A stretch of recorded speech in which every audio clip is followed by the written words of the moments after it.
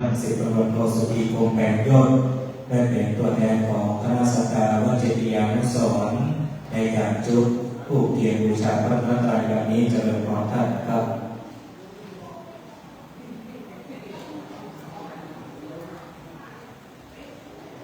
ศรัทธาญาติโยมทั้งหลายตอนนี้ท่านสิบตำรวจโทสุธีจะได้เป็นตัวแทนของเราในการจุดธูปเทียนนอนนับตั้งใจได้นำประนมมือตั้งจิตอธิษฐานไปพร้อมๆกันนะครับ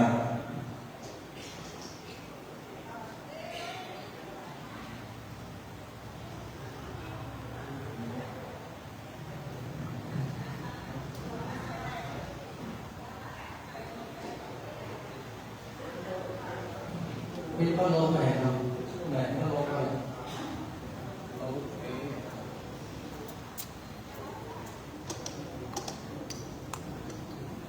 ลองหลับเอา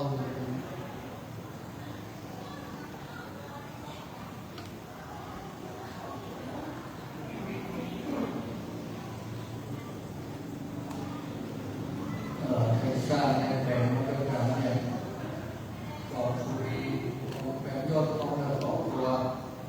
ได้แน่ได้แน่เก้าจ้างว่าจ้างหาได้ทุกวันคือตอนเลิก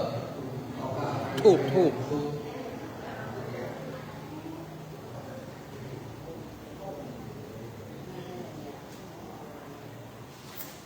ที่คุณเก็บออกแน่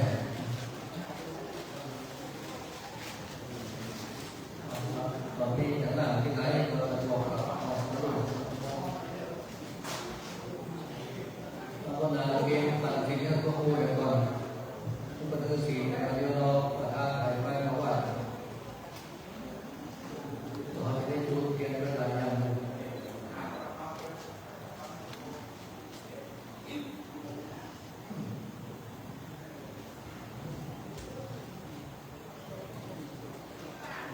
ตามนี้ไปเอาเจ้าข้าทั้งหลายจำได้ไหวพระทองคำ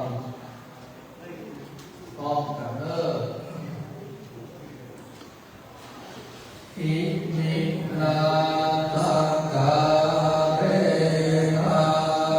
พุทธังอภิปูชยามะอิมินาสังกาเร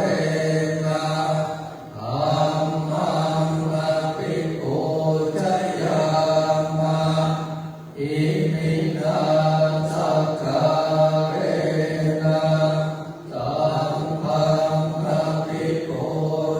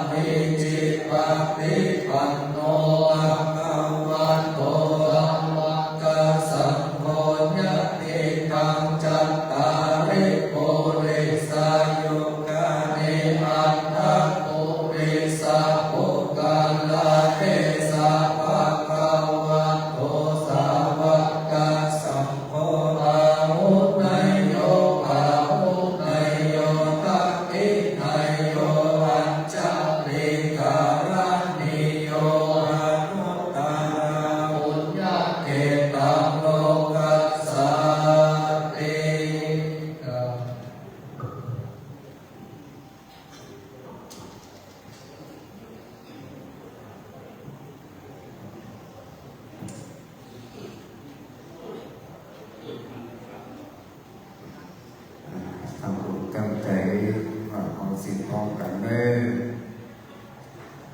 ไม่ยังกันแต่ทิสระเนนะสาปัญจศีลาวิยาจามะตุติยมปิมะยังกันแต่ทิสระเนนะสาปัญจศีลาวิยาจามะตาติยมปิมะยังกันแต่ทิสระเนนะสาปัญจศีลาวิยาจามะ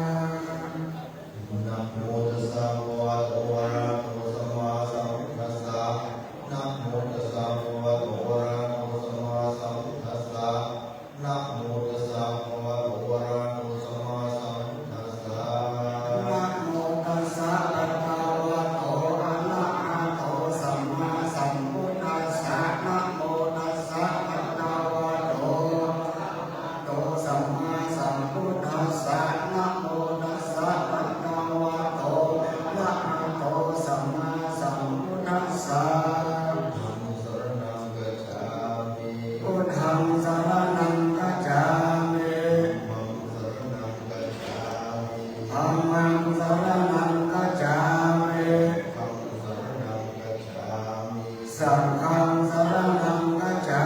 มิตติยัมปิพุทธังสรณังกัจฉามิตติยัมปิธัมมังสรณังกัจฉามิตติยัมปิสังฆังสรณังกัจฉามิตติยัมปิพุทธังสรณังกัจฉามิตติยัมปิธัมมังสรณังกัจฉามิตติยัมปิสังฆังสรณังกัจฉามินามากันเต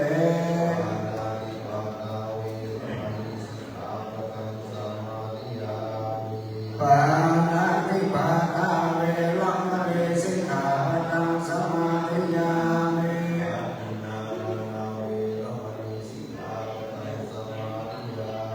อาทินนาทนาเวรัมมะเนสิกขาปะทังสมาธิยามิ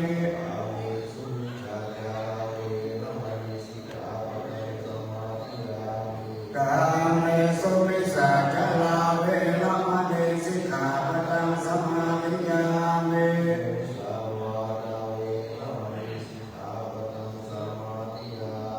มุสาวาทาเวรัมมะเนสิกขาปะทังสมาธิยามิ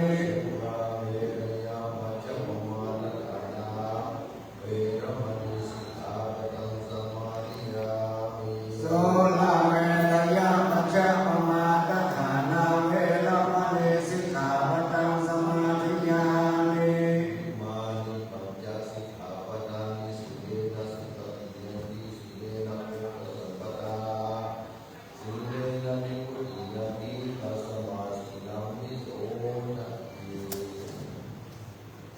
บัดนี้กระผมจะได้ขออ่านกระแสประทานจากสมเด็จพระสังฆราชในการขนานนามพระพุทธรูปที่ได้ปฏิสถานณวัดเจติยานุสรณ์แห่งนี้หลังจากที่กระผมได้อ่านเป็นที่เรียบร้อยขออาราธนาพระคุณเจ้าทั้งนั้นได้เมตตาเจริญชยมงคลคาถาเป็นมงคลกับวัดเจติยานุสรณ์แห่งนี้นะครับ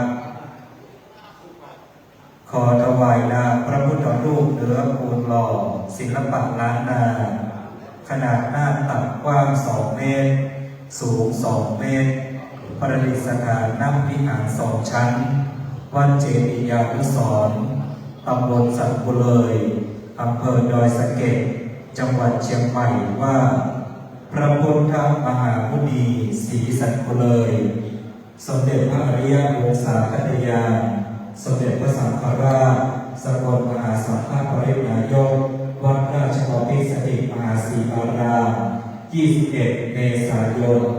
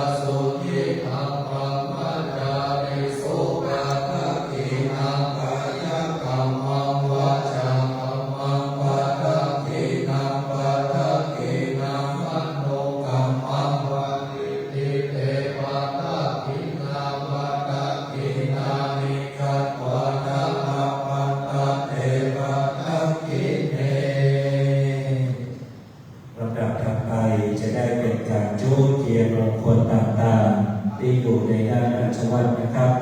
สำหรับเทียนเล่มแรกนี้เทียนพระวิปัสสีจะได้ขออาราธนาท่านพระอาจารย์ชัยวิทย์วรโตวัฒนาทุ่งได้เมตตาตั้งอธิษฐานจิตจุดเทียนวิปัสสีครับ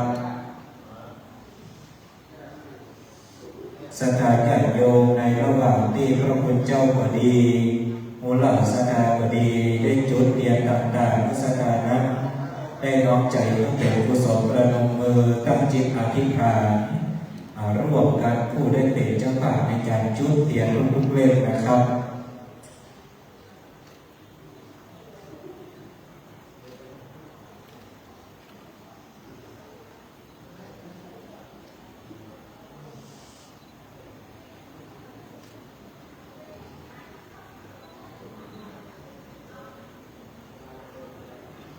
เทียนมงคลขวาจะได้ขออาราธนาท่านพระอาจารย์พระอธิการมงคลกตัญธรรมโมเจ้าอาวาสวัดเจติยานุสรณ์ยามพระธาตุได้ตั้งจิตอธิษฐานจุดเทียนมงคลขวาครับเทียนมงคลขวานี้ด้านขวาพระหัตถ์แห่งสมเด็จพระสัมมาสัมพุทธเจ้าด้านซ้ายแห่งหมู่เรานะครับวันนี้ท่านพระอาจารย์อธิการมงคลตั้งจิตอธิษฐานจุดเทียนมงคลขวา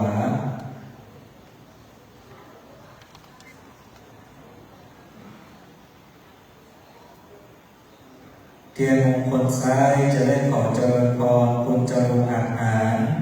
จากบริษัท KPM Engineering จำกัดได้เป็นตัวแทนของมูลสภาในการจุดเทียนมงคลซ้าย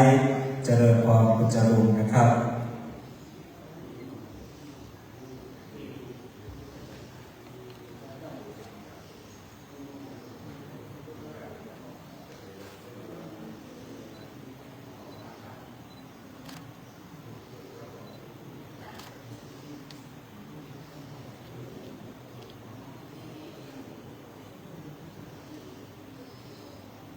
ลำดับถัดไป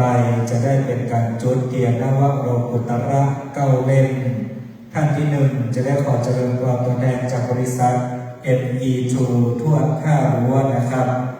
ได้เป็นผู้จุดเทียนนวโรกุตระเล่มที่1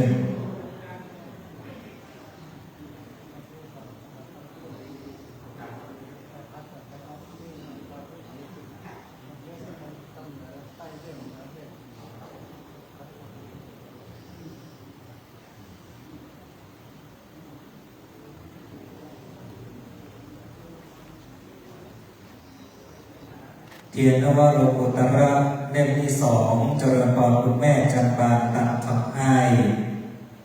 โยมแม่ได้ยินแล้วโยมแม่ลุกจากที่รับรองได้เข้าไปในราชวัตรเลยนะครับคุณมองด้านขวาโยมแม่เนิ่มเอาค่อยๆ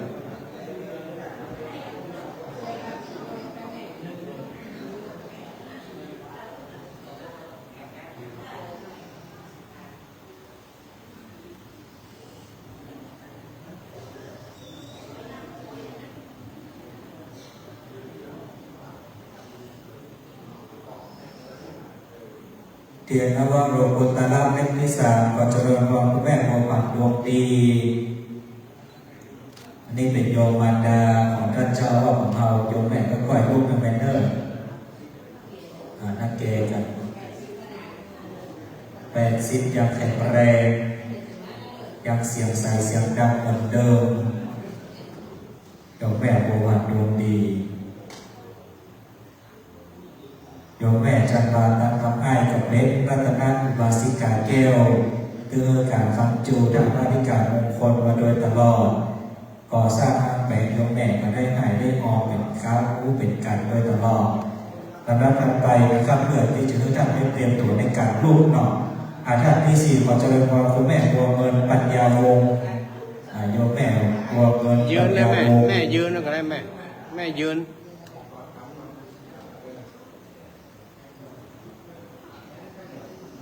แม่ลูกเดียวก็ได้นะแม่ลูกค่อยๆลูกนะยืนค่อยๆเดียวออกด้านขวาไปที่ท่านพระอาจารย์ควรครับเริ่มอันนี้เป็นน้องของโยมแม่บัวผัดนะครับ มีศักดิ์เป็นหน้าของท่านพระอาจารย์พนิกามงคลอันนี้ลูกมาจากฝาง ยืนเลย ลูกมาจากฝาง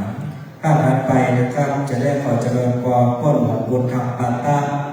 พ่อหลวงบ้านหมู่ที่11อย่างพระธาตุ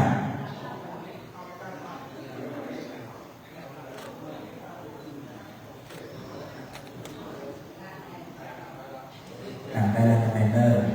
สาธุอยู่ในการคืนห้องเนอร์นะครับคืนนี้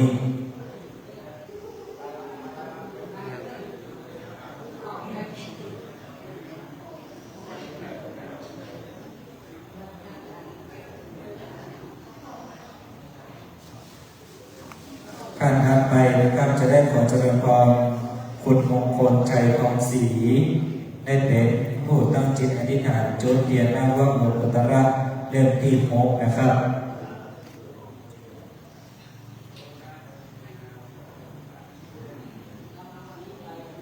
อันนี้ตั้งมาเป็นรัตนอุบาสกที่นุอุปการอุปถัมภ์วัดวาอารามหลายวัดหลายวานะครับวัดยางพระธาตุแห่งนี้ก็เป็นแห่งที่1ที่คุณพ่อมงคลใจทองศรีของเรื่องครอบครัวผู้การอุปถัมภ์ท่านถัดไปนะครับจะได้ขอเจริญพรท่านอาจารย์อัมพรตันคำอ้ายรัตนอุบาสิกาแก้วผู้อยู่หลังวัดที่ต้องการเลี้ยงดูลูกวัดลูกเนรเจริญพรท่านอาจารย์เนอร์ตั้งจิตอธิษฐานในการจุดเทียนเล่มที่7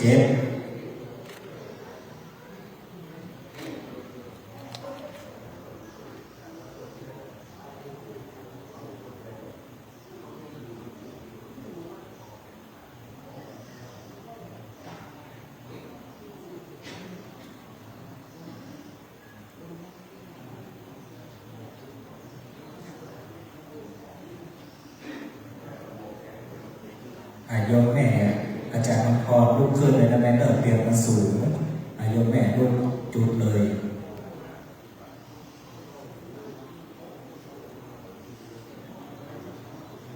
ท่านถัดไปนะครับจะได้ขอเจริญพรหลวงพ่อเวราพฤกษทานนท์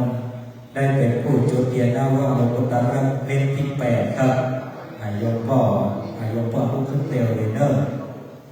ตั้งจิตอธิษฐานจุดเทียนเล่มที่8ที่หน้าฐานจุกจีหน้าพระพุทธรูป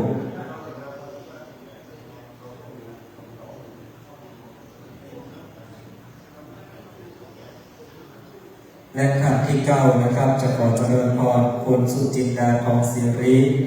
ได้เป็นผู้จุดเทียนนวโลกุตระเล่มที่9นะครับเล่มยอดสูงสุดด้านบน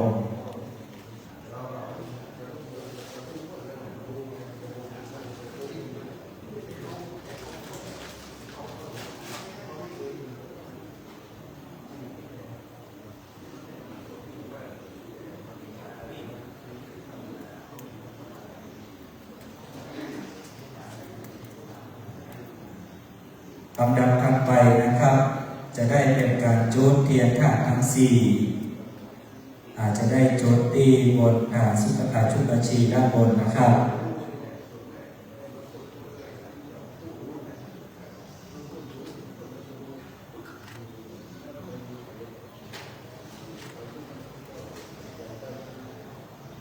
เทียนธาตุทั้ง4เล่มที่1จะได้ขอเจริญพรคุณพ่อศรีราคนขยันครับ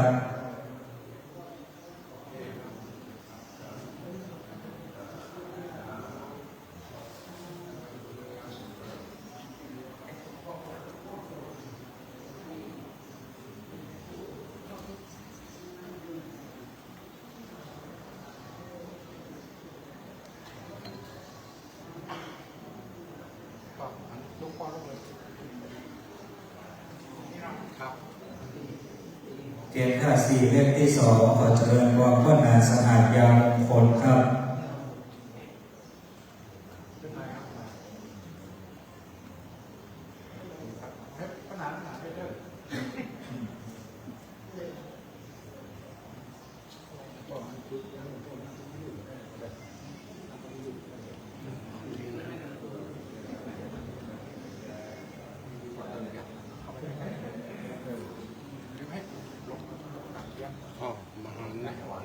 เล่มที่สามนะครับจะได้ขอเจริญพรคุณครูนิรุตคุณยศยิ่ง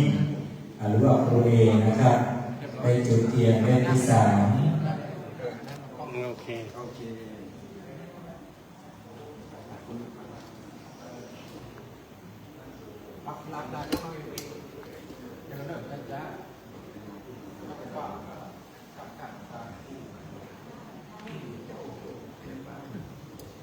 ไปหันก็ได้บอกไปหันก็ได้ เทียนที่สี่เล่มที่สี่นะครับ จะได้ขอเจริญพรโยมแม่ทัศนีสุจริตโยมแม่ทัศนีสุจริตนะครับจุดเทียนเล่มที่สี่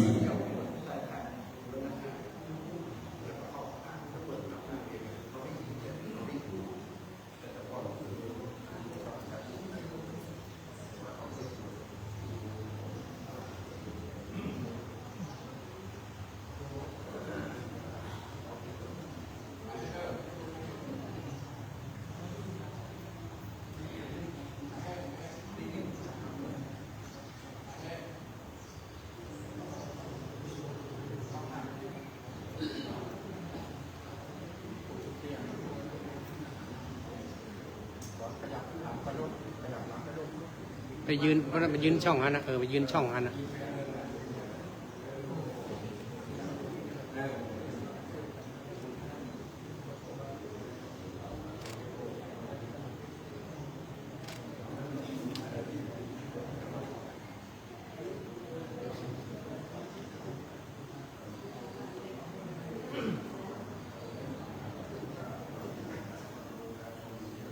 และการจุดเทียนขันธ์ห้าโกฏฐานนั้น จะได้ขอเมตตารัตนาตั้งปฏิกรรมมงคลปัตตธรรมโม เจ้าวาดวัดจิตวิทยานุสรณ์จังหวัดพระธาตุเป็นผู้จุดเทียนขันธ์ห้าโกฏฐานและจะได้ยืนโยงเป็นลำดับต่อไป โดยการโยงขันธ์ห้าโกฏฐานนั้นท่านพระอาจารย์ชัยวิทย์ธรรมรัตโตจะเป็นผู้โยงนะครับ วันนี้ท่านพระอาจารย์ปฏิกรรมมงคลกตธรรมโมจะได้จุด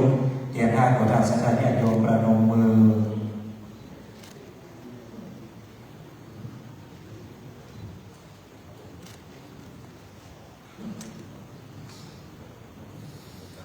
โยโสอังเกาอาปราปินเกาเลิศดวงดีโยตันนิสินโนอันธรณีนินั่งแล้วเนื้อแต่งแก้วโพธิพันลังอาลาเส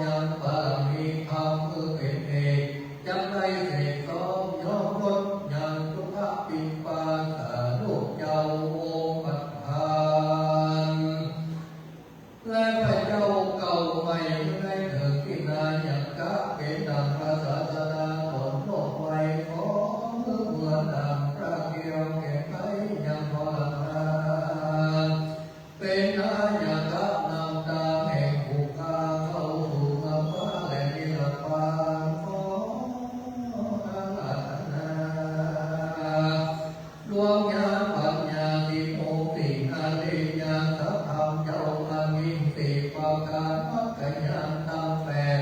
โพธิปักขิยะธรรมันพุทธแปดใจสามสิบเจ็ดสิริตังปรมีสามสิบตังนันแห่งเรายามตังทีน้ำเป็นเก้ากฎหมายนิโรธาสมาบัติเป็นฝ่ายสำเร็จแล้วปัญญาของเทวดาอวิชชาปฏิจจสมุปบาท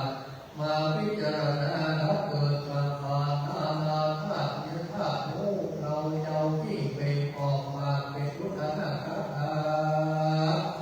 ว่าทำตั้งหลายขาโคแก่พาผู้มีความเพียรให้อยู่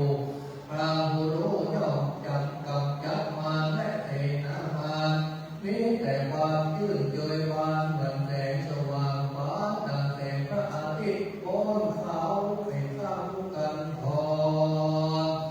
โอนสิ่งก่อนไม่ฟาดเจงตัวไปหิมะวันตาที่ได้ชื่อว่าพระสัทธาตนเลิศแล้วได้เป็นผู้แก้วแก่โลกต่างๆเป็นเรือตะกอยานลำใหญ่โหดเอาสัพพะกัด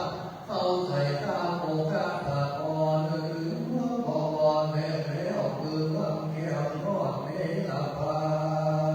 นขออำนาจนาบุญญาเจ้าทั้งหลายที่กราบมาแล้วเข้ามาตั้งอยู่ในพุทธคุณบาตาโลกมโงคาขอตกดับกรรมปณิธานแห่งบุคคาอันใดน้อมหน้าโอกาสลักนาขอพระบุตรพระพุทธปิมบาสาโลกเจ้าได้เป็นเก้าศาสนาผู้ใดในมาตากราบไหว้ของมีใจไปในสิ่งธรรมรักษาแต่ในพระบาทคือยากความเป็นไทยสองตาใจพ่อแก้วเมื่อเที่ยวมณีโยติรัตนาถามพระมหากษัตริย์จอมนิ่งคือฮักยิ่งชีวิตจิตใจหักทุกวันย่ำไปของขาดนับขาดเจ้าว่าเป็นคนดีแท้แหละนะนามามีบุญดังบุญนาจากกาลังกังนามามีธรรมังมุนิราชเตติขานามามีสังฆังมุนิราชสาวกังนามามีกัมมาทานังนิพพานาภุปายังนามามีกัมมาทานังตายกัจจาริยังนิพพานาภุเตตะกัมมาเจโยโนวันเถอัญจกัมมายัตถาภเลยัตถามุลเหยัตถาพุทธเลยิวัญญังพุทธาธัมมาสังฆากัมมาทานาทายะกาจาริยาธัมปเทโตปัญจวัตตเมสุมาติเทวาปัญโยปันเทวาทวิวายติวาโหวะกะเยนวาวาจายวามนาสัมภาวมาตังวาการวังวากาลิหาทิตวายัตถาธัมมังปฏิกาโรมะเตตังโนพันเตพุทธาเทระตนาปัญจกังอนุกังอุปาทายังอัจจยังมัจจยันโตปฏิการหันตุอามันโตสัพพะโตสัมภายติมังวเรตัมมะนัพพุเนวังกะเรตัมเมนาปุเนวังกะเรตัมมะมยังมันเตสัพพะพุทธกัมปะทานังญาญามะเตทะโนพันเตปิติสัมมาทิญาณังอภิญญาณังพิธิกังขาวิปัสสนาญาณังอริยมรรคปรินิพพานปัจจโยโนโนนิจจัง สาธุสาธุและลำดับถัดไปจะเป็นการเจิมเทียนชัยและจุดเทียนชัยโอกาสนี้จะได้ขอการอาราธนาให้เมตตาบารมีธรรมของหลวงพ่อพระครูวินัยสารสนธิเจ้าคณะตำบลสันทรายน้อยสันพระเนตรเจ้าวัดวัดสันศรีได้โปรดเมตตาเจิมเทียนชัยและจุดเทียนชัยเป็นลำดับต่อไปนะครับในโอกาสนี้ขอกราบอาราธนาพระสังฆเจ้าครูบาอาจารย์ทุกชั่วโมงนะครับได้ลงจากนั่งเก้าอี้และนั่งตรงที่ธรรมะ ในราชวัตรนะครับเพื่อที่จะได้การเจริญพุทธมนต์สวดมนต์ตามเป็นลำดับต่อไปที่มนต์จุตนจุองค์นะครับ ปุ๊กก็ดีไปพาเมียขยันทั้งหลายที่จะจุดบูชานั้นตำเดียวพระสังฆาเปิดขึ้นสูตรอีกนั่นเลิกจริงเลย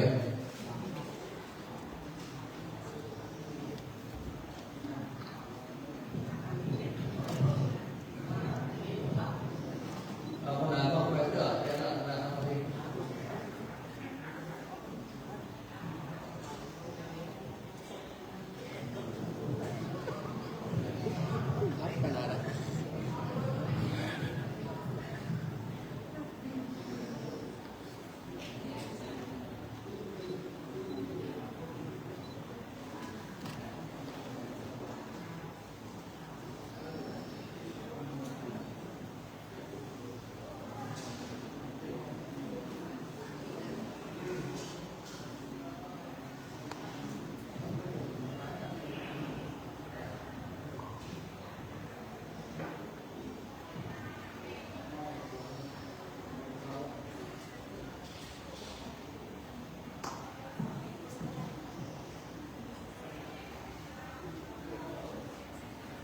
เจ้าหน้าที่ปุ๊ก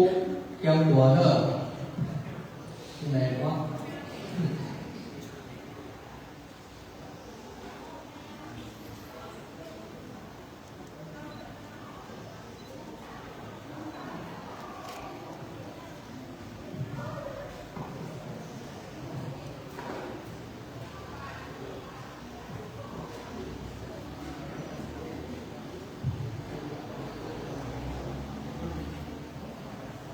เอาเด้อจุดปุ๊บจุดไฟบูชาเด้อแต่ละวันนี้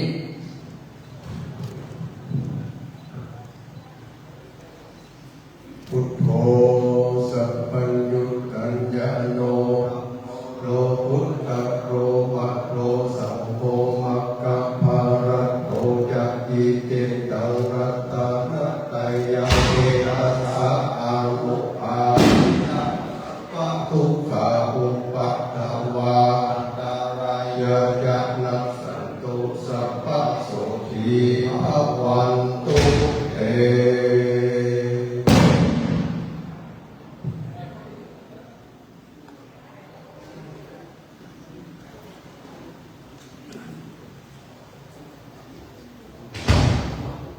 อุเบกขาติปะอาลาสัพพะสัมปันติสิกิยาสัพพะทุกขานินาสายะปะริตังโกตมังคลังอุเบกขาติปะมหายาสัพพะสัมปันติสิกิยาสัพพะมยะนินาสายะปะริตังโกตมังคลังนิปะติปะหายาสัพพะสัมปันติสิกิยาสัพพะโลกะนินาสายะปะริตังโกตมังคลังอังคารามิเจยังตังตังอังคาราโมหังสักกังมังคะเลหะมะตะปะนังระมิตังศิลาสานะมามิภาติตัวนาเมตังสัพเพตาภะคันตาอาวิกิตาติตาปะริตังพนันโตสัพเพกะเมจัตุเปกิริสิกรัตตะเตจันตติเกวิมาเนทิเประเกจักะเมตาอุปนาภะคะเนอารามาปะทุมหิเกเตอุมะตะตะโยจตุโลกปาระราชาราชาอินโตเวสุวรรณราชาอริยเมตไตโยโพธิสัตวกาตโยอภิยัสสาวกาจาปุถุจนะกัลยาณาจาสัมมาทิฏฐิเจวะพุทเทปัสสนาธัมเมปัสสนาสังเฆปัสสนาพุทเทสักการวะธัมเมสักการวะสังเฆสักการวะอิโตทานะโตยาวัปปาราภาราหิมัสสมิงสุจักกวาเดโส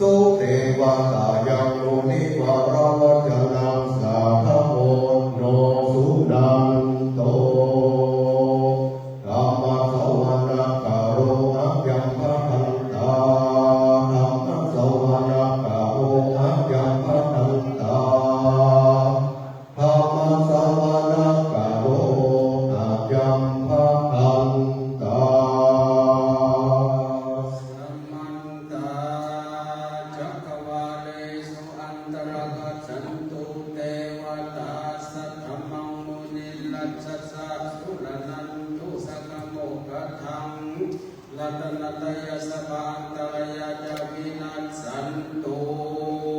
อาเสสะโตนะโมตัสสะภะคะวะโตอะระหะโตสัมมาสัมพุทธัสสะนะโมตัสสะภะคะวะโตอะระหะโตสัมมาสัมพุทธัสสะนะโมตัสสะภะคะวะโตอะระหะโตสัมมาสัมพุทธัสสะ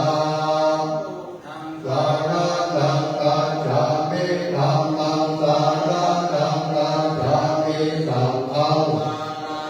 กัจฉามิตุติยัมปิพุทธังสารนังกัจฉามิตุติยัมปิธัมมังกัจฉามิตุติยัมปิสังฆังสารนังกัจฉามิตัตติยัมปิพุทธังตัตติยัมปิธัมมังสารนังกัจฉามิตัตติยัมปิสังฆังสารนังกัจฉามิเวสัพพะพุทธานังกัมวัตติสาวานานาภาโลตังหังคาโลมหาวิโลมหายาโสตัสสะนังวะโลโลกายิโตเอปังกะโลชุติกะโลโอดันโยจานาปังโมสัสสะโพสุกะโลสุกะโลเทโลเรวะโตราติวะทะโลโสปิโตโกนาสัพพันโตอะโตปะคะติจันโตตัมโมกัปปะโชโกนาระโตวะระสาระทิวะโตโมตาโลสัตตะสะโลสุเปโตอะกะโอกะโลสุจาโตทัพพินาลัสสะโมอะคะกะสีรังโมนิโกนัมมะกะสีตาโมโนโตภิทัตโตอัสสะโมจักวะทะตังวะโลพุทโธจักวะระโตพุทโธเวปัสสิยะอันโนปะโม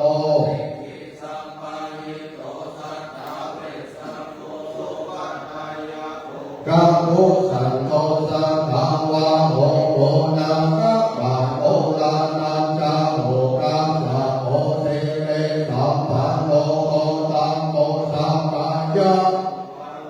อัตตวิสัตติสังฆามาอิเมพุทธามาอิภิกขาตาตุนาโมนาสัมปันนา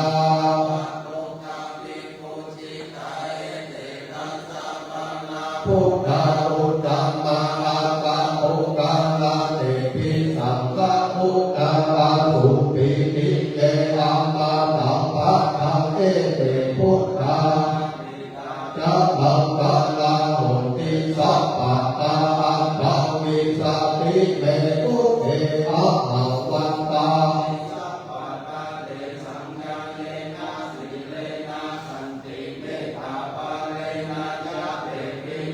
อาโลระพันธุอาโลกะเอนะทุเกนะจาปันภาวิสัตติเปพุทเทโยนะโมสาระนัมมะโตสัตตะสัมมาสันติโลกะติโสนะปัญจติติพุทธะปาริตังเอเตวานิปายาสัพเพนานาคะวันนิโยนามันวะเกนะอามันตุเกสัพพิสัสสะอาภาโมทัสโอกาตินาวัตนาสัพพะคาเตโอคะปะนังนามายันทวัตอาติตาติตังทุกขังมาจักขุตาอิทิมาโตสาหัสสันนังปุปปะโรติโสจัสโสปะปะธรรมโลกานังมะหาธรรมาปิปิตาติอุปะปันโนโยติมันโตปิสัมมะกายโย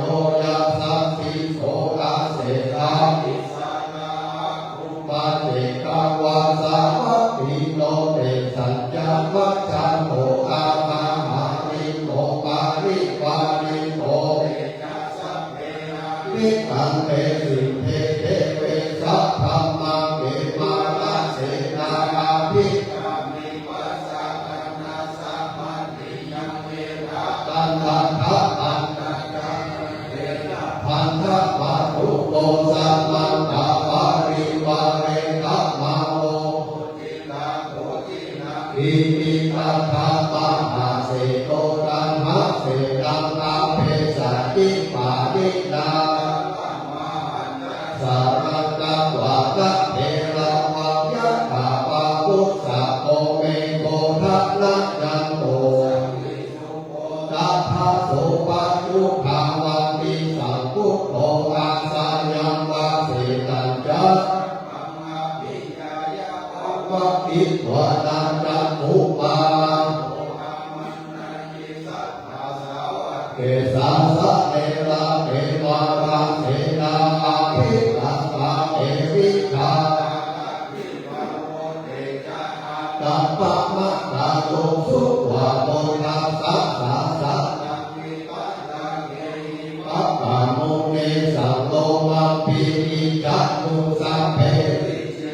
สัมมามาภายาติกายาสัพพิโตโมทันเตหิสาวะกะเตสันเนสุขติมหาสัมมายะสุตตัมนิหิตัมมหาสัมมายะอะโอมังกาลาสุตตะเกธรรมะตัสเตปัตตาภะเกเทวะสาสามาปิตัสสะอัปปะมายาเจตาตะนานาโออาสัพพโย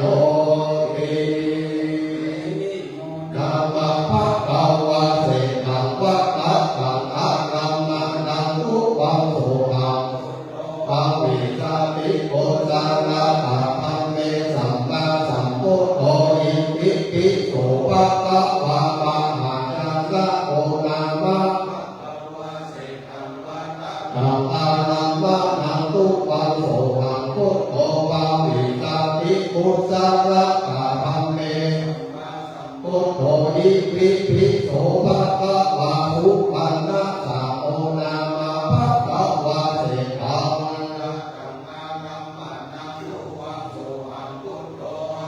สาวิโกสังฆะ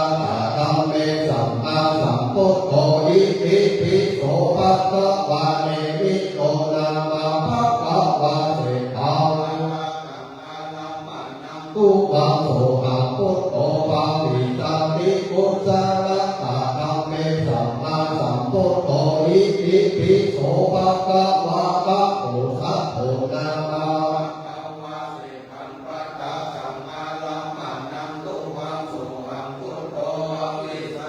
พุทธาระตะธัมเมสัมมาสัมพุทโธอิติปิโสภะคะวะภูริทัตโตนามะภะคะวะเสตังนะนะตุปังโสหังพุทโธปะวิสาติโกสาระตะธัมเมสัมมาอิติโสภะคะวะยันตะตุมังโลนามะภะคะวะเสตังวะตัสสะภะคะมะนังตุปังโกสาระตะธัมเมสัมมาสัมพุทโธอิติปิโสภะคะวะนาระโตนามะวัตตะลังคะกัมมานังตุปังโสหังพุทโธปะวิสาติโกสาระตะธัมเมสัมมาอิติโสภะคะวะวิตุโตนามะภะคะวะเสตังวิสาติโกสาระตะธัมเมสัมมาสัมพุทโธอิติปิโสภะคะวะวิสันตาโลนามะนาวัตตะภะคะระมะนังทุวังโสหังพุทโธปะวิสาติสัมมาสัมพุทโธอิติปิโสภะคะวะพิทัพโพนามะวัตตะสังฆาระมะนังทุวังโสหังพุทโธปะวิสาติสัมมาสัมพุทโธอิติปิโสภะคะวะตานะปาตาปิสัมปันโนตานะอุปะปารามัทธะปาระมิสัมปันโนไมตรีเมตตากะอุณาโลภิตาอุเบกขาอิติปิโสภะคะวะสีละปาระมิสัมปันโนสีละอุปะ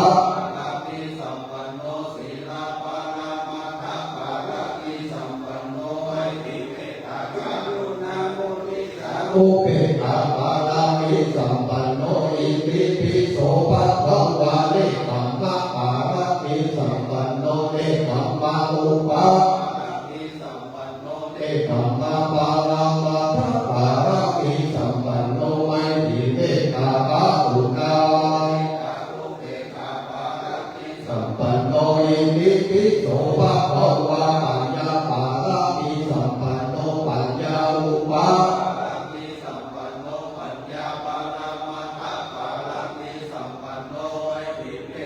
กรุณาโมทิตาอุเบกขาปารามิสัมปันโนอิติปิโสภะคะวะวิริยะปารามิสัมปันโน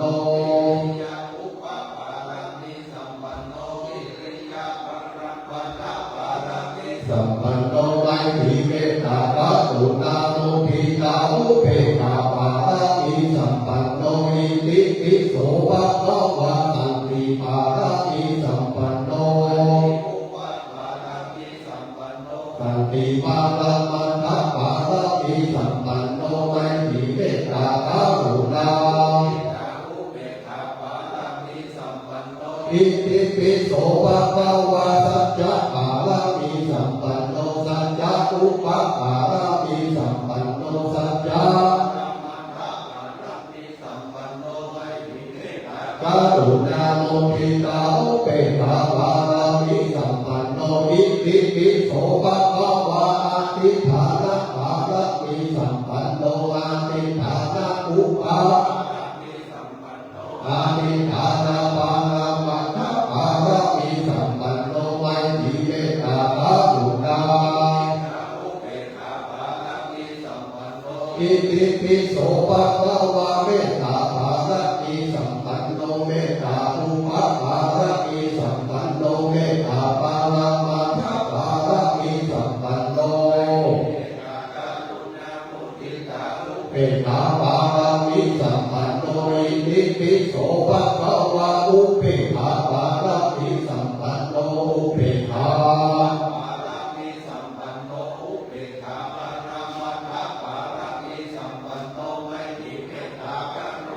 โมทิตาอุเบกขาปารามิสัมปันโนอิติปิโสภะคะวะทัสสะปารามิสัมปันโนทัสสะอุปา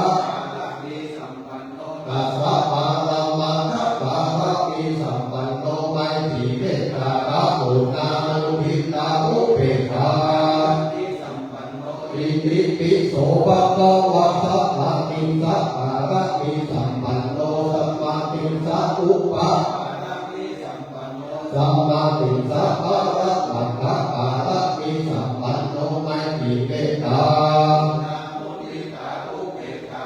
รามิสัมปันโนอิติปิโสภะคะวะพุทโธพุทโธอนันตาทิพุทโธวัตตาโสภะคะวะธัมโมธัมโมวัตตาโสภะคะวะสัมโฆสัมโฆอนันตาทิพุทโธวัตตาโสภะคะวะอิติปิอะระหังโอหังมาราปังกัตโตสัมมาวัตถุโตสุขโตปัสสะวินิโมจัจจันโตปะเปสิเตวังจักนังตัมปินัยยังพุทธังวารังตังสิรัสสะนะมามิโตกัสสะนะปัญจกัสสะเตชัยยะสิทธิโหตุสัมปันตะกัญญาลกินาสัพเพตุธัมโมทัสเสติโลกัสสะอิสุทธิมัคคังมิยานิโกธัมปัฏฐารัสสะกาลิสาจาวะโหสันติปะโมสุขิโตนามิโมหัปปะทารังอุปสันตะทารังตันเตทัสสะเตกัญญาสัมปันตะกัญญาจักขินาสัมเมตุสัทธัมมะเสนา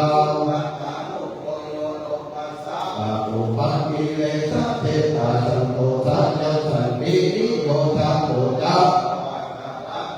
วิธิตากะโมติสังฆังวารันตังสิรัสสะนะนามิพุทธังอุพุทธังสัมมาสีลาทิฏฐิตังเตเอ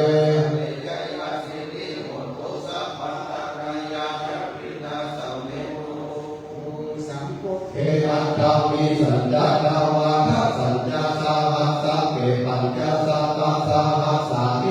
มาเตสังธรรมัญญาสังฆัญญาอาภะเตนะนะมามิหังนาภะกาตาทุกขะเวนะหังตัวสัพเพตารายาภิปินัสสันตุอาเสสะโตสัมพุทเทปัญญาปัญญาทัสสะสัตตะสานัสสานินะมามิสีรัสสะอาหังเตสังธรรมัญญานะมามิหังนาภะกาตาทุกขะเวนะหังตัวสัพเพกาลันตารายาภิปินัสสันตุอาเสสะโตสัมพุทเทนะมุตตะรัสสะเต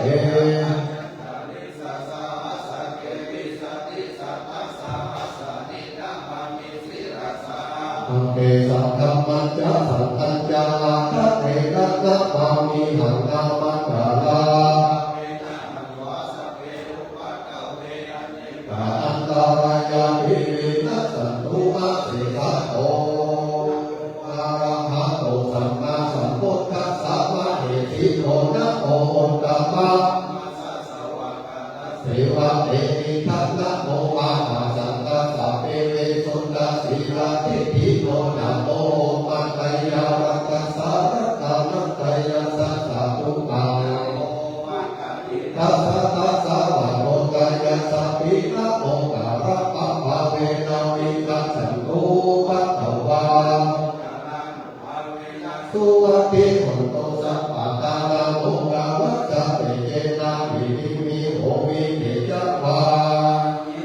นาสันตายิตามิสารานัสสะกานาเอภาโตกันตาเทวา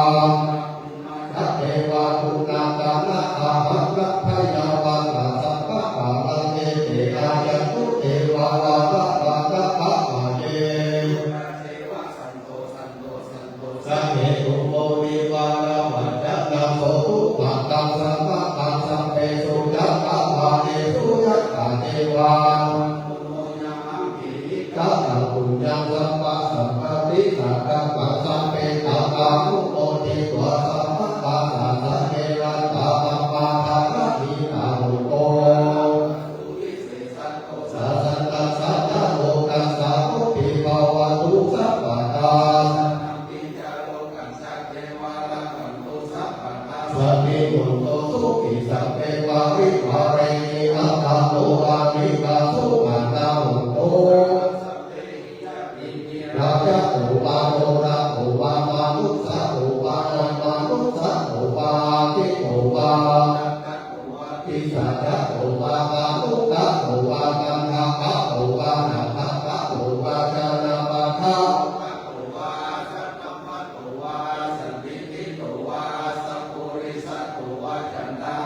กัสสะมิมาโภนะมุโขนะอาเนวิสินามานิสัพพะทิปิอาจัตตายัสสะโ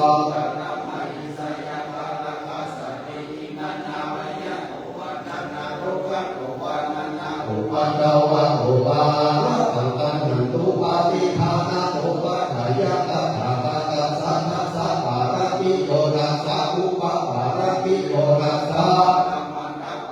มิโกปัญญามหาปาริตะเตติโสดาติยาปัจฉิมาภเวภาวนาวัฏฏะยะติยังโพธิปานังเทวานาปิยยังสัมปัญญุตตยัมนะปฏิเวทังสัพเพวิเวมุตตะมุเนยวะจิตวะเวสาริยาเตสุภะการันตาเนสุติยาเวโรวิยาภาวุญญาณินาโมปัฏฐะเกวะโอติสัตตังสาเสสุทัตตวาเนสุเทวตายัสสนัมปติสาวิยังโมเรโลกาวานุสัตตุปิทัสสมโมตันติอินัมปยังกิปปะมันตานะภะเวสีอะกัมมะเข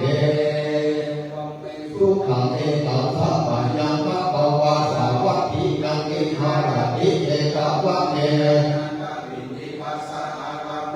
ทัพโพอัญญตระเทวตาอภิขันตายาระปิยาภิขันตะวันนาเทวะระกัมปังเทกะวันนาอุปาเทตวเยนะภะคะวะอุป ปัสสังฆมิโตภะคะวันตังอะภิวะเทโตเอกัมมันตังอัตถาสีเอกัมมันตังทิตาโมสัเอวังภะคะวันตังคาถายะอัญชะอาภิภะอุเทวังนังฆมานาสุขังนังโรหิมังกาวะตุตตะมังอาเสวัตนาจัปปารังนาปันติกานังยัสเสวัตรา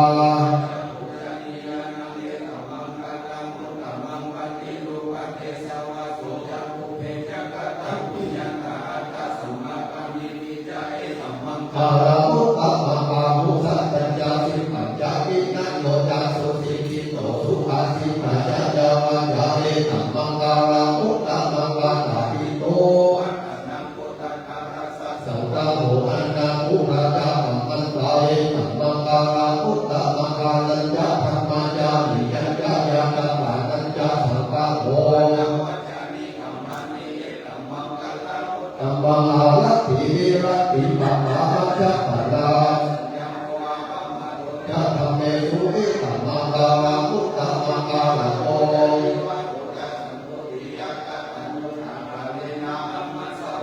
เอตัมมังการามุตตะมังคันติจาโสวาจาสัพพะสังฆนานัญญาทัสสนังกาเรนะธรรมะฉานัญชาเอตัมมังการามุตตะมังกาโอจะกัง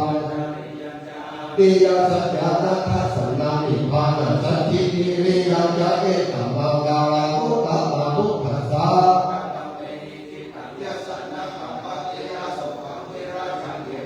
ธัมมังการามุตตะมังเอตาวิสามิกัตวานัสสัพพะธัมมะการาจิตาสัพพะกาโสติกัจจติติมหามังคาลสุขาสัมมาทานิโอมานิวายานิวาอันตาริเทวะเทวะโอตาสุกานาภาวันโตปิสักกะจาสุนันตุอาทิลาตาสัมมานิโมตานิสัมเมทัสสะเมเนตังกะโตทะปัญญายะนิวาจาระโตจาหารังติเอวานิกาสัมมานิเนนะ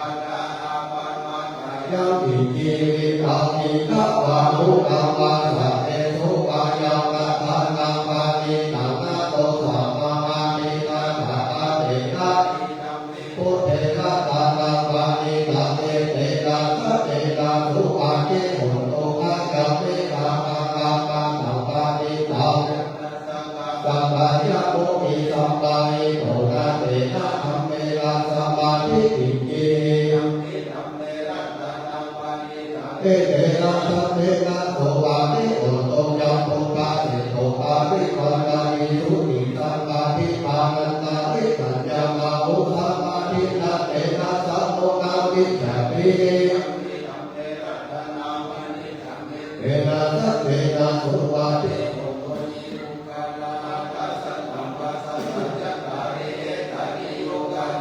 เอเตนะกินัญญาสุขันตัสสะสัพพังกาเอเตสุขินานิมหาปารานิกัตตานาปานินาเอเตนะสัจเจนะสุปาทิโหโตเยสุปาโยตามานัสสานังเอนะเอปะติปะตานังตังวินัยหะระตามุทานิโกติโกทะมันดา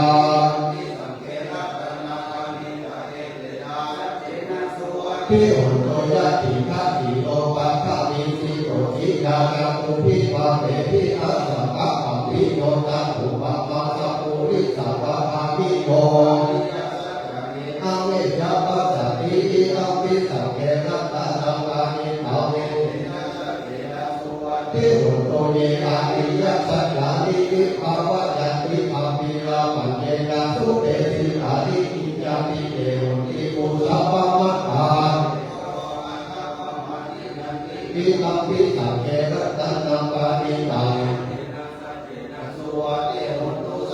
วาสาทัสสนะสัมปะกายะกายะสุขมาชามิตา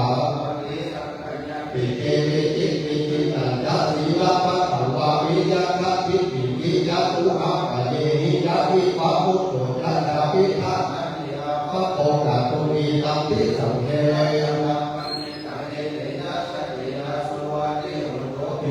นิโสกามังกาโรติปะปะปะกายเยนะวายายุทธะเอตัสสาวา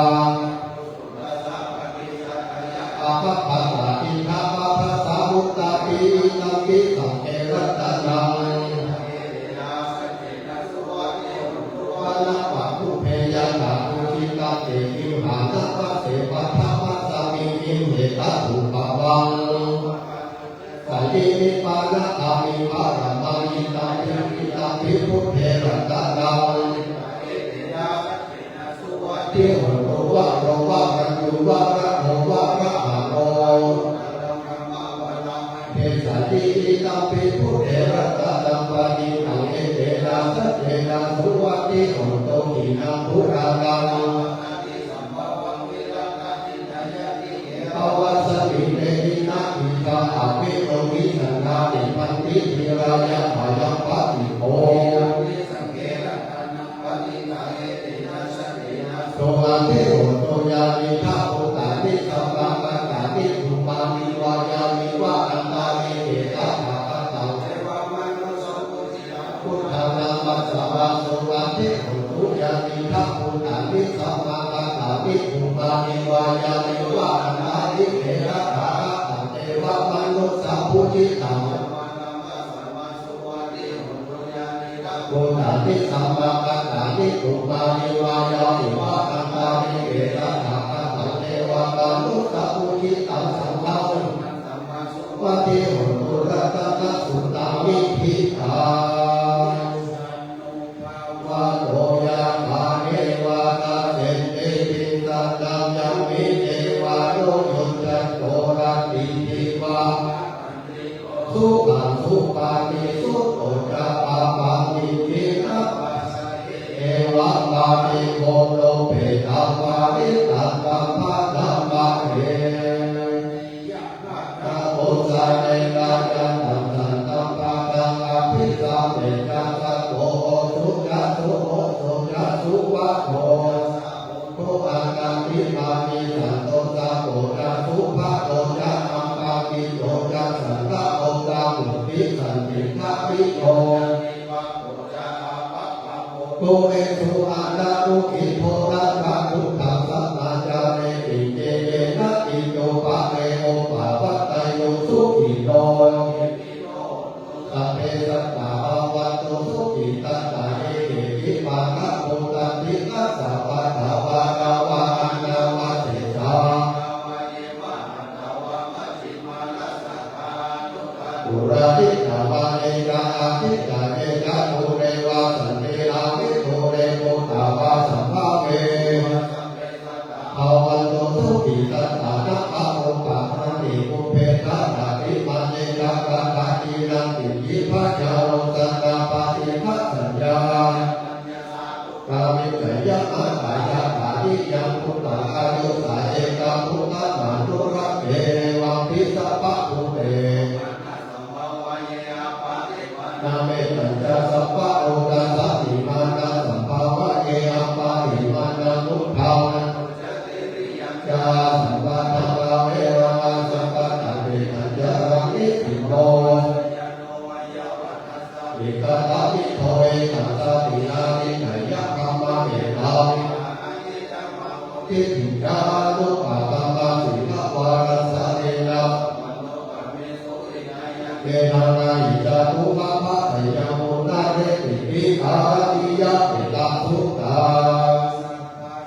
อิสัจจานินาภิปะมันภะตังอาภิยะนันนาเสกิติสัมโพรังเสสัจจาปิปาริยะเตตังมิสัพพะนาสัพพะปะตินาสัพพะโสภิอิตันตัมภะนัมมะเอเอหิเวเมตัมเยตัเตระปะเอหิเวตัมปะยะอุเอหิเว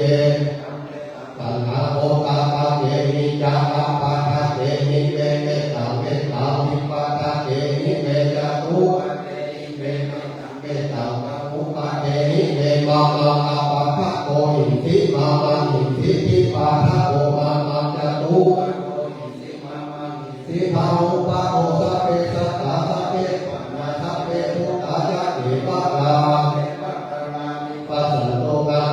ปะปะมะมะนาปะมะโนพุทโธมะโนธัมโมปะมะโนสังโฆมะนะมะนะนิสิริสัพพันเนียอิติสิกาตัปปะโยนะปิสาระโอโลสิกาละตะเมระละละตะเมปาริตามาภิกัมมันโตพุทธา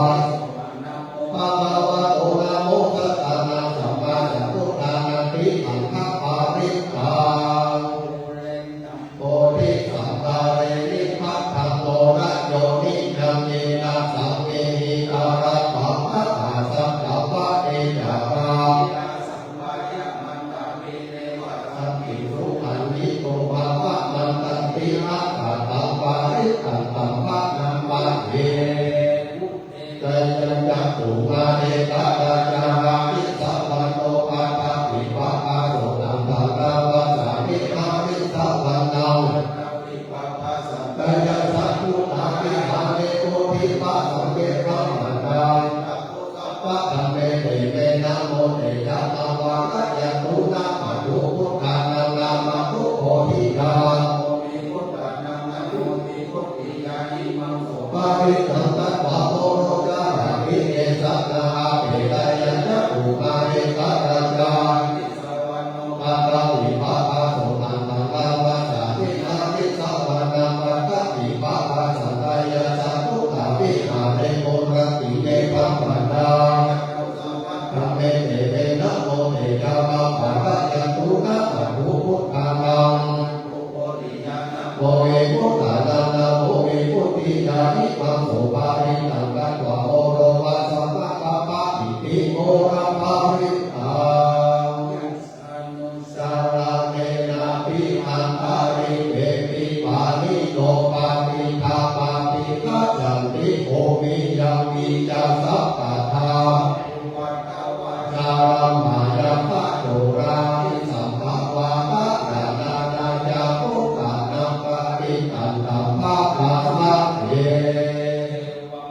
สุขังเอตังสัพพะยังปัมภวะสาวัตถิยังวิภาราติเตตะวันเนอานาคอิมิอารัมเมตาระโอภะคะวะภิกขุอัมมัมเตสิภิกขโมติภะพันเตติเตภิกขุปัญจโสสุภะคะวะเอตัคคะโอจะภูตาอุปัมภิกขเวเทวะสุราสังสัมมุปะพายุราโหอะโหสี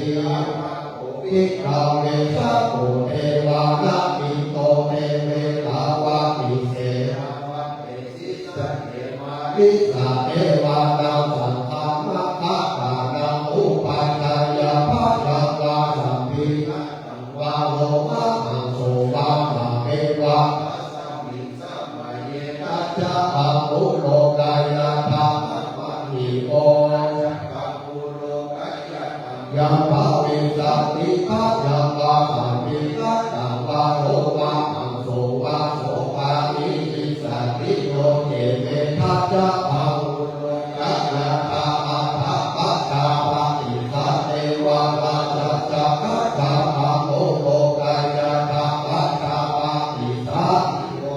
วะราชจะกัจจะตังพุโลกายะตังกังกาวิสัตติภะยังวาโลภะมังโสวะโสภาหินิสัตติโนติปัจจาปะอิสัตเตวะราชจะกัจจะตังยะตาอัฏฐวารุณัสสะเอวะราชจะกัจจะตังพุโลกายะตาวารุณัสสะราชจะกัจจะตังพุโลกายะตังกังกาวิสัตติภะยังวาอังโสภะโสภาหินิสัตติโนเทวารุณัสสะกัจจะตังพุโลกายะภะอัฏฐาอิสานัสสะเอวะกัจจะตังพุโลกายะภะอิสานัสสะอิโมกายะตังกังกาวิสัตติภะยังวาสัมภิฆะตังวาวาโสภาหินิสัตติภิกขันโภปันดาภิกขเวสังกัสสะวะเทวานามิทัสสะกัจจะตั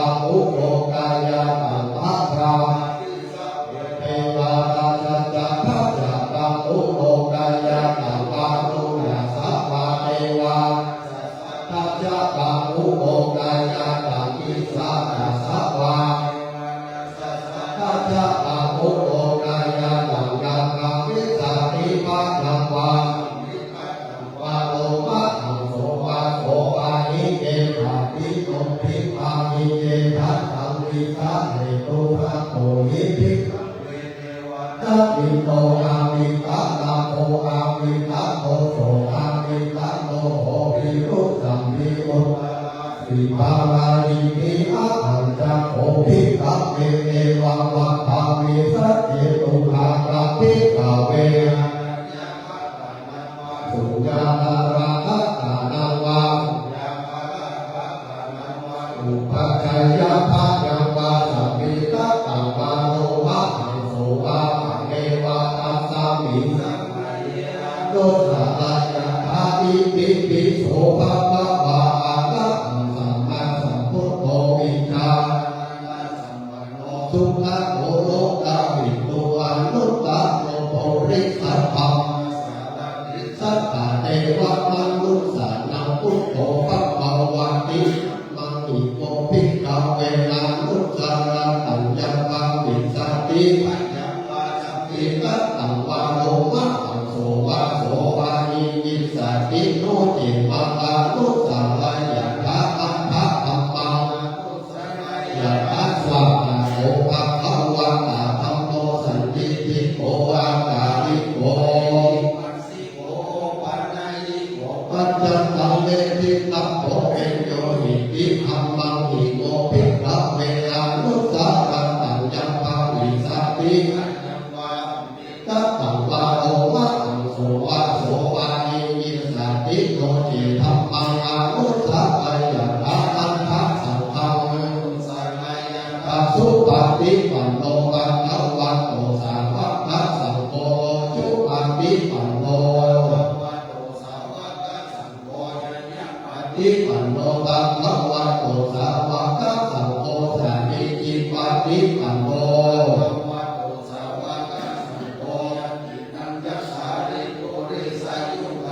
อัฏฐปุริสัพพุทธวาเอสัพพะคะวะโตสาวกสังโฆโยอัญชติมาละมิโยอนุตตรปุญญเกตังโลกัสสะติสัมมังหิโกภิกขเวอนุสารังตัญญปังวิสาติตัตตังวาโลวะหังโสวะโสวะหิยิสาติตังโตอะโตอะระหังสัมมาสัมพุทโธวิทัตตโมวิทัตโมโหอะปิรุอัสสัมภิอนุตตราสีอาภารายิติอิอะมะโมจะภะคะวะอิตังวัฏฏะสุขะโภคะตังวานังเอตัสสะโลจะสัทธาอานันเตลุขะปุเรวะสุญญาตะเรสัเลตะสัมพุทธังวายังอุทาคะโตสิญาโนเจพุทธัง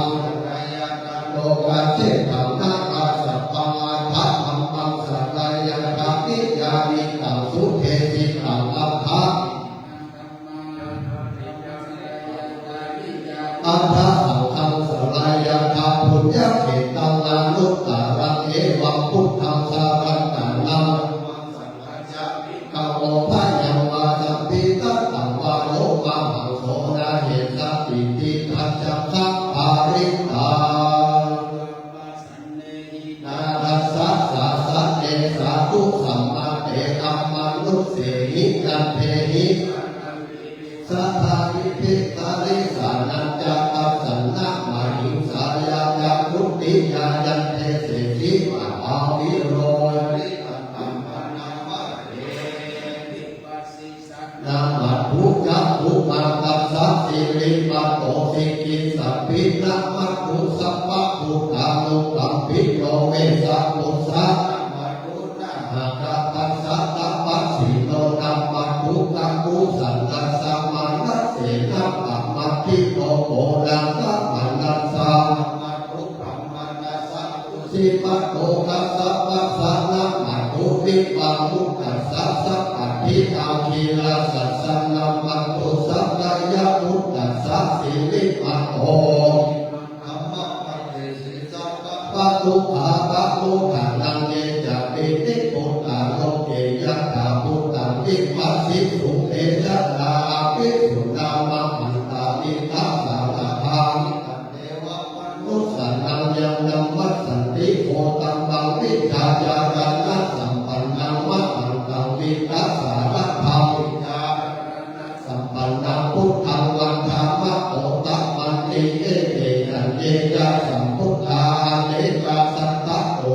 สัพเพพุทธามาหิติกาสัพเพทัสสะภาอุเปตาเวสารัจเจอุปะทัตตาสัพเพเตสัพพังนาอุตตมังสีหันนาธังนาธังเตเตวานิสาสุขิสาตาพังมาจังตังปาวันเตติโลเกอัปปติปัตติยังอุเปตาพุทธะธรรมเมอัตถาวัสสาหินายังตาภาวัตติสาสัพพะนุเปตาสีทัญญานุปัญญชนะสุปปาสัพเพเต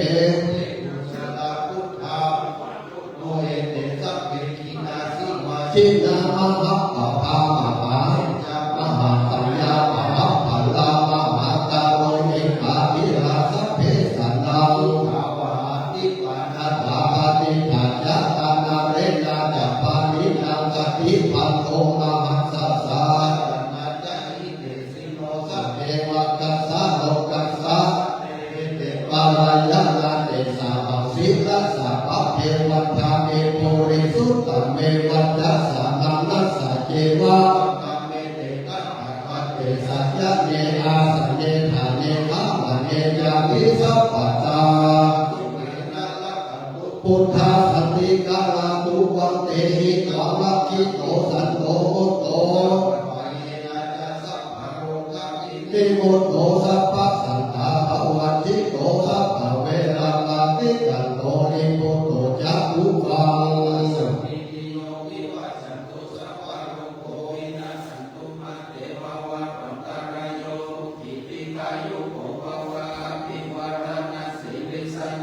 พุทธปัญญาอิโนยัตตาโลธรรมังวัฏันติอายุวันโนสุขังภะลังปานันตาสานิสิตาภานะโอวันนามุตตะกัมภิวิดาสัพพะเทวะปาริสัญญาโสตินาคาภาวุฒานังยันติ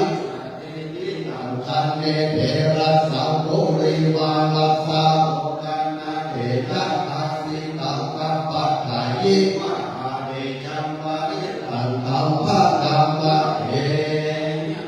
อัมปะมินิอานิยายาจานิยาจาโตตาปิชาลามิสัจจิตาปานาจิวิวะโอโลเปตวะโสติเตโหตุโสติปัปปะสะโพธังโตสัพพิสังฆาโตธัมมังนังวิจโยตัสสะปิริยังปิติปัสสติโพธังคาสัมมาทุเอกาโพธังคาสัพเพเตสัพพะทัสสินาโมนินาสัมมาทังคาตาภาวิตาภาหุลิกาตานิพพานายะยะโพธิกาเอเตนะสัจจวัจเจนะโสติเตโหตุสัพพะทาเอวัสสะมิสัมมาเยนะโพทุกขิเตทิสวะโพธังเตสัตตะเทสานิเตจัตตังอาภินังอิวะโลกาโลติสุตังอาเนเจนะโสติเตโหตุสัพพะทาเอวัสสะธัมมะราชาปิเทนันเยนะปิเทเวโตจุทัพเพเรนะเกวานาสัทธารังสัมโพเทวะยะอาภาคาธัมมาอุทธาสิทธานะโสเตโหตุสัพพะทาภาหินาเตยะอาปาทาตินันนังปิวะเอสินังมะหะหัตถะเกเรสาวะ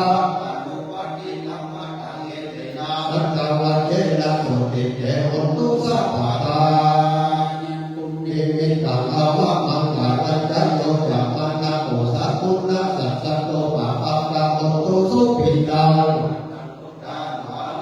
วินาศสัมเมตุยันตุนิมิตตังอาวะมังคารัจจโยจัมมานะโอสัพพุนะสัจจโตปะปังกะโตตุสุปิตัง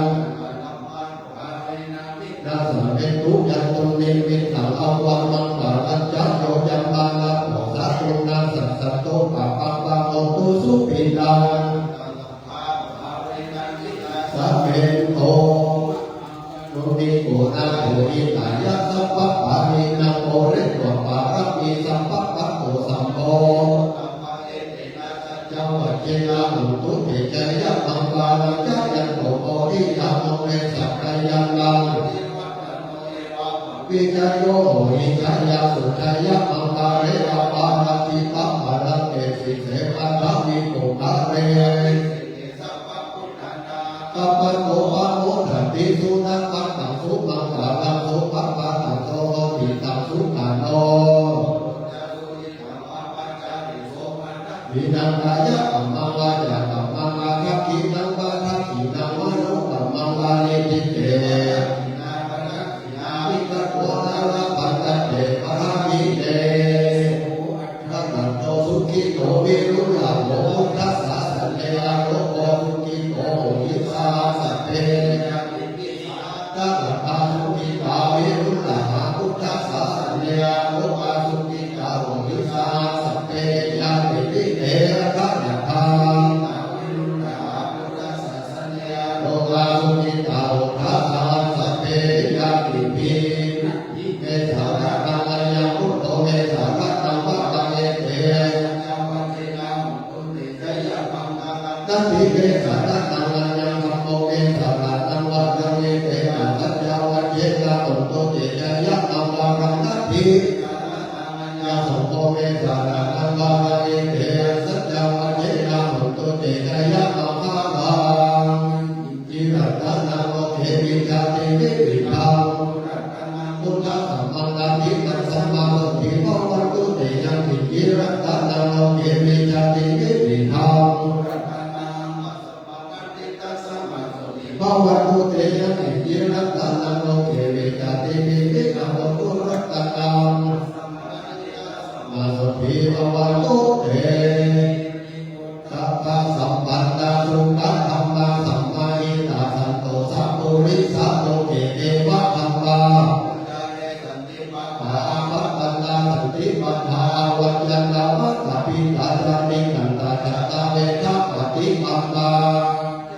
สันตาวะกะพุทธาจิตวะมารังสาวะหานันจารุสัจจนาตาราสัญเยมิวิตุ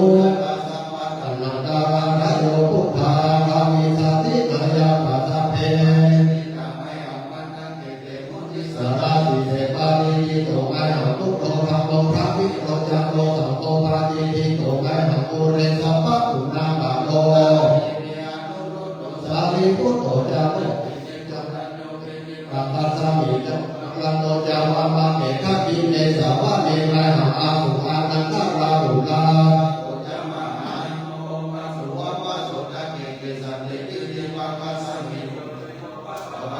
เนสิโนเทวิสัมปันโนโสภิโตโมนิปุขะโลกุมาหาคัสสะโอเกโรย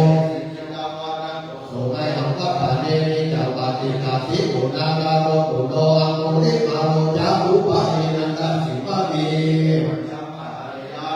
เอติระกามามะเสสะสิติมหาเถราติภวังคาริโนรัตานาตาเจนะเตเจนะรัตานังโมรังโตอาสิทะปิเตเมตาสุรักขันธจักกังอันตาโมราภานิขันธาอัตตานาติยาสุตตะคาราคาเตสัตตานาลาทิเตสะคาราสันติตาจินานาภาวะสัมยุตเตสัจเจนะสัมมาสัมพุทธัสสะจาเทวตาปิตา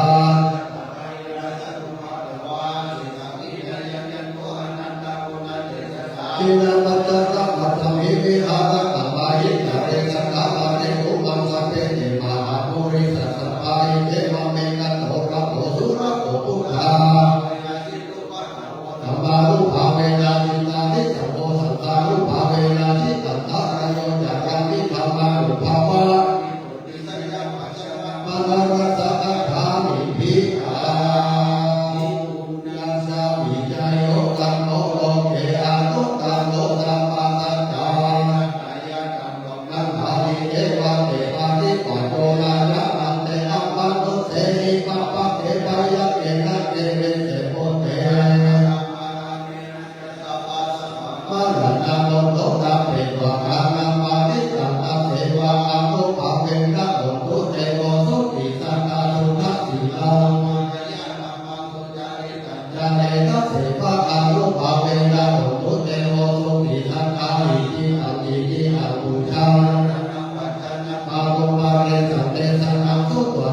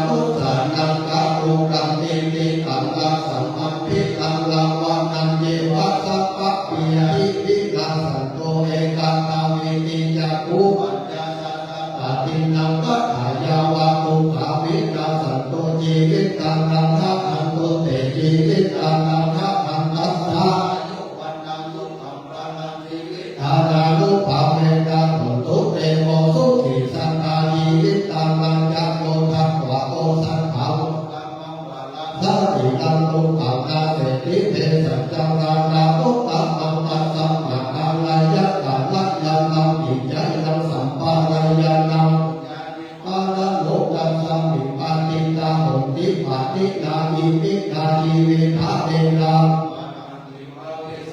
ทิกายุกาสังฆาหุโตสุขิตาหุโตสัพพะทาโยโสภะสันติ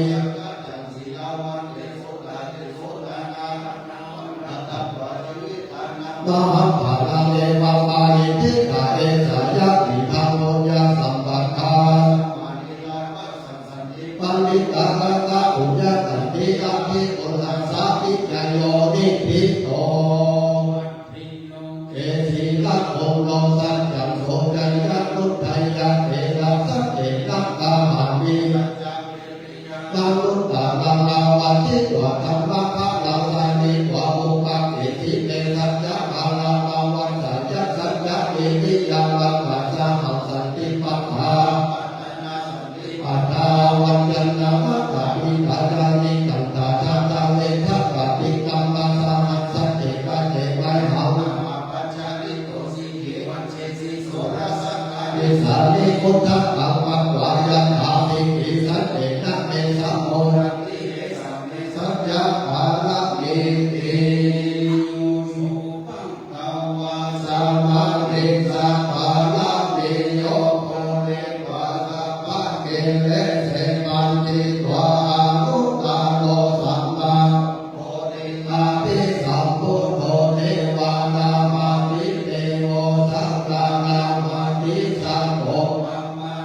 อาภิปัมมาโลกานาโลวะเจียวันนาตาทิหิปารานิหิปังภาวาติลัพพะนาโมโสปังภาวาหิปิภิอาราหังอาราหังวานาโสปังภาวาอาราหังตังสัจ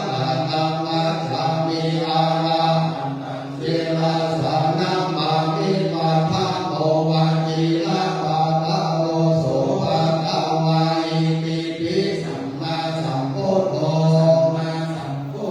วัฏฏะโสภะภาวาสัมมาสัมพุทธังสรณังกัจฉามิสัมมา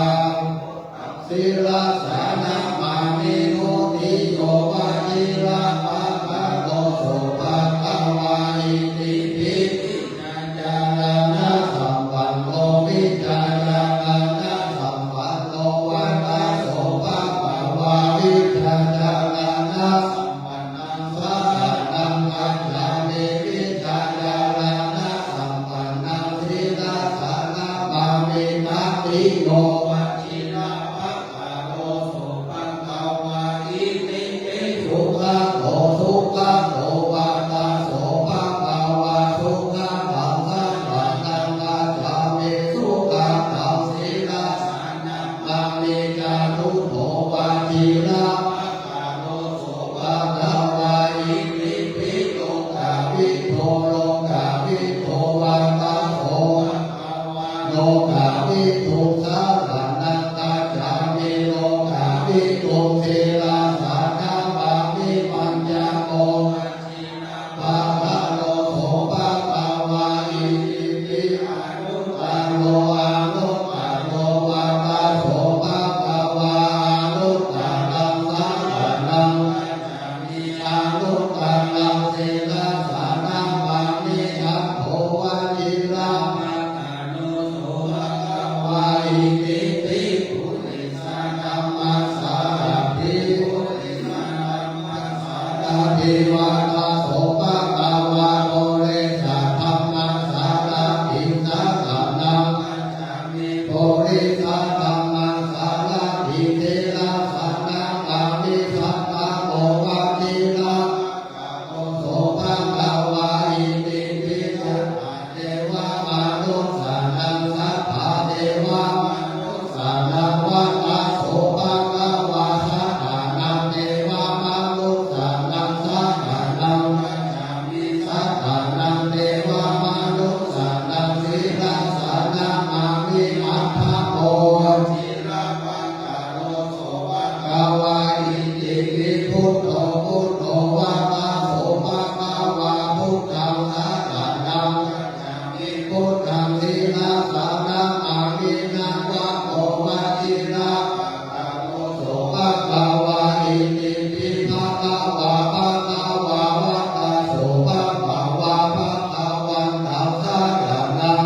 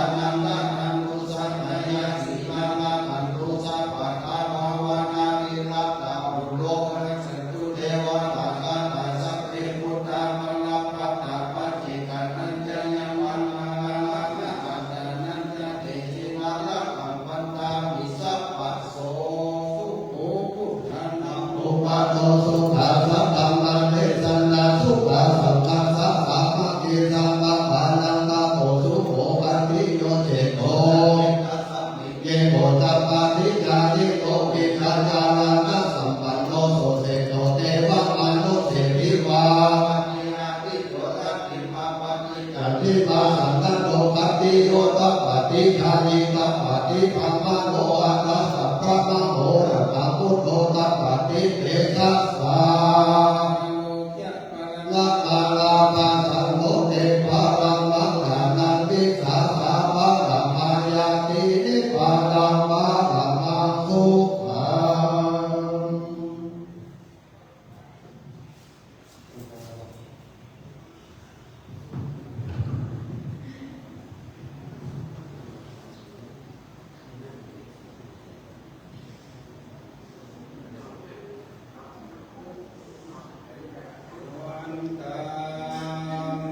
โกตัสสะภะเวโตสังฆังมาตัมเมวันเตวันตามิธัมมังสัพพังเมโตสังฆังมาตัมเมวันเตวันตามิสังฆังสัพพังเมโตสังฆังมาตัมเมวันเตวันตามิภังอุปปัชฌาจาริโยสัพพังเมโตสังฆังมาตัมเมพังเตวันตามิกัมมัฏฐานังสัพพังเมโตสังฆังมัฏฐาเมพังเตวันตามิอาระเมวัตตาสิวายังสัพพังเมโตสังฆังมัฏฐาเมพังเตวันตามิเอติยังสัพพังสัพพัทธาเน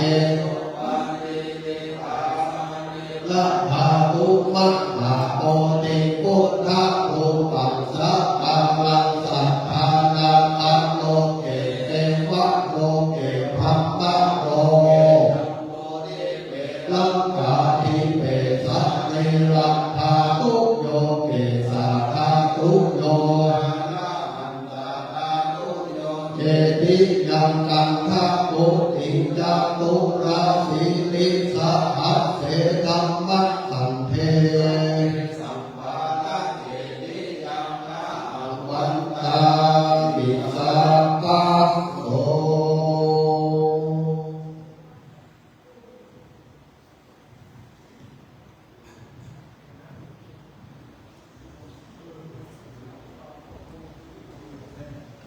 วันนามิพันเตสัพพะมาปาระนังธัมมังเตวันเตวายากะตังตุยังสามินานุโมมิกัปปังสามินานัตตังตุยังเวหังตาอัปปังสาธุสาธุอนุโมทามิ มังใจยะมังกลังใจยะนามังใจ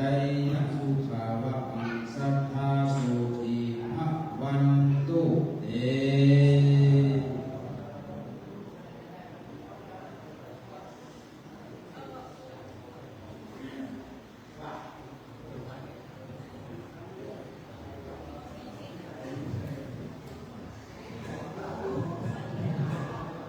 ครับโอกาสนี้จะได้อาราธนาพระคุณเจ้าได้นั่งบนเก้าอี้ที่รับรองเพื่อที่จะได้เข้าสู่พิธีในการถวายสังฆทานในลำดับต่อไปนะครับ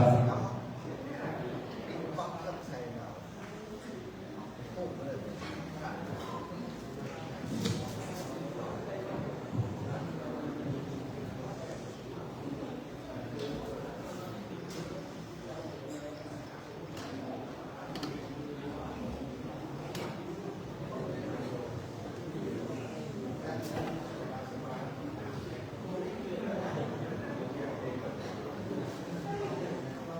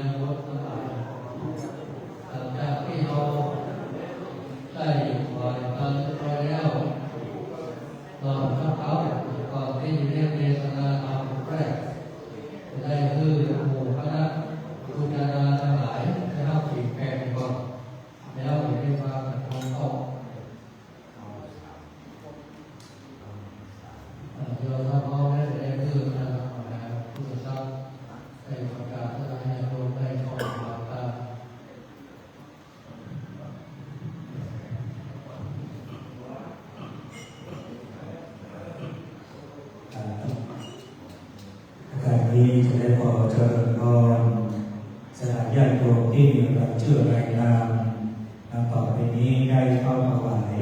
พระคุณเจ้าตั้งแต่หลวงพ่อพระครูวินัยสารสุทธิเจ้าคณะตำบลศาสนาสัมพันธ์นะครับท่านที่หนึ่งนะครับขอเจริญพรคุณเจ้าอาหารได้เข้าถวายหลวงพ่อคนที่หนึ่ง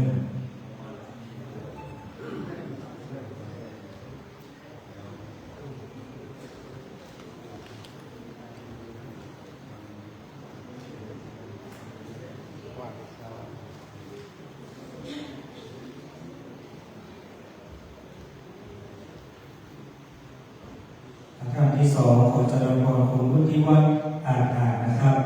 และเข้าถวายที่หลวงพ่อพระครูประภาสสังฆคุณรูปที่สอง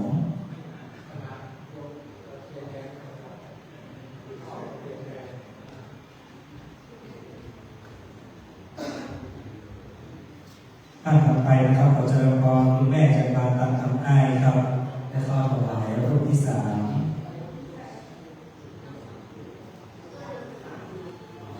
ท่านถัดไปนะครับขอเจริญพรคุณสุจินดาทองเสียวริและเข้าถวายพระพุทธเจ้ารูปที่สี่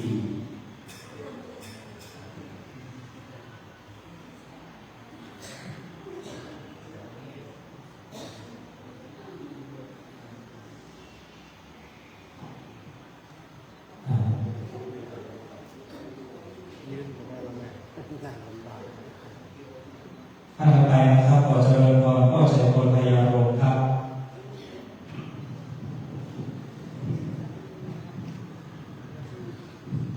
ท่านต่อไปนะครับขอเจริญพรคุณมงคลชัยทองศรีและเข้าถวายพระพุทธเจ้า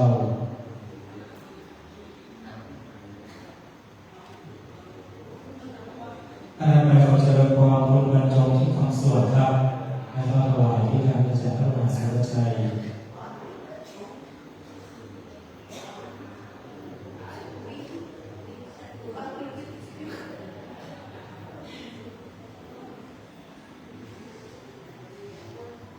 ท่านต่อไปนะครับขอเจริญพรตัวแทนบริษัทเอ็มอีกรุ๊ปอาหัวครับ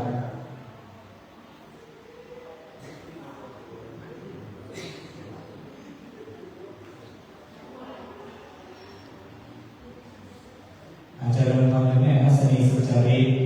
รับที่รับการนี้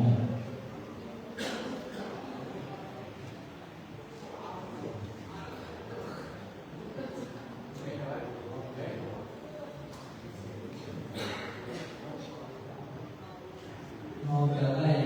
วางตาในก่อนไปพิจารณาทางน้ำไปมีขออยากเอาในคิดในใจแผ่เมตตาไปเราพยายามให้แผ่เพื่อตาตาเพื่อรอคนไหนเราเพื่อถึงเราพอเราได้รอเพื่อแผ่เมตตาเราอยู่นั่นตอนนี้เวลานี้อาจจะเข้าไปตามอย่างเข้าอย่างเราเรื่องโซนที่มีแต่ถ้า